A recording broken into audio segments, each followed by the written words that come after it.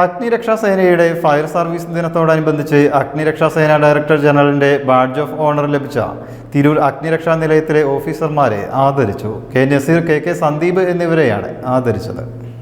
ഓഫീസർമാരായ K Naseer, K Sandeep എന്നിവരെയാണ് ആദരിച്ചത്. തിരൂർ അഗ്നിരക്ഷാ നിലയത്തിൽ നടന്ന ചടങ്ങിൽ തിരൂർ ബ്ലോക്ക് പഞ്ചായത്ത് അധ്യക്ഷൻ അഡ്വക്കേറ്റ് യു സൈനുദ്ദീൻ ഉപഹാരം നൽകി. പക്ഷേ നിങ്ങളുടെ കൃത്യനിർവഹണത്തിലുള്ള പല ഉത്തരവാദിത്തങ്ങളും കാരണം രണ്ടാളെയും ഒരുമിച്ച് കിട്ടാത്തത് കൊണ്ടാണ് അല്പം നേരം വൈകിയത്. ഞാൻ ഈ സംഭവം കണ്ട ഉടനെ തന്നെ നിങ്ങൾ അനുമോദിക്കണമെന്ന് തീരുമാനിച്ചതാണ്.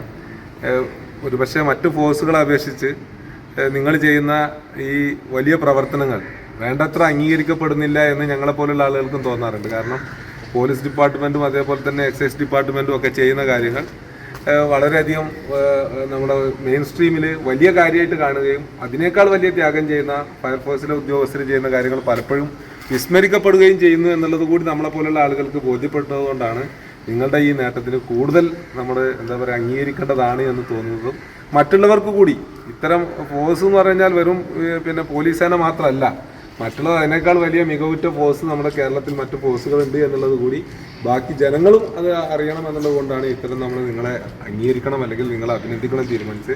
തീർച്ചയായിട്ടും ഇവരുടെ ഈ നേട്ടം ബാക്കിയുള്ളവർക്ക് കൂടി ഒരു പ്രചോദനമാവണം എന്നാണ് എനിക്ക് സൂചിപ്പിക്കാനുള്ളത്. Tirur fire station officer AM Fahid അധ്യക്ഷനായി. Assistant station officer Abdulla Manappattil, senior fire station ഓഫീസർമാരായ TK Madanamohan, VP Gireesan, S Limsi Kumar എന്നിവർ സംസാരിച്ചു. News bureau, Tirur.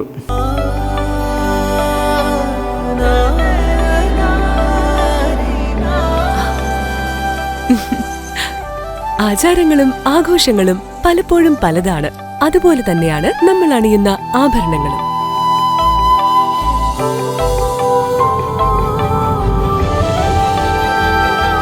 ജീവിതത്തിലെ ഓരോ നിമിഷങ്ങളും അവിസ്മരണീയമാക്കുന്നു Azad gold and diamonds. Azad gold and diamonds, Thazhepalam, Tirur.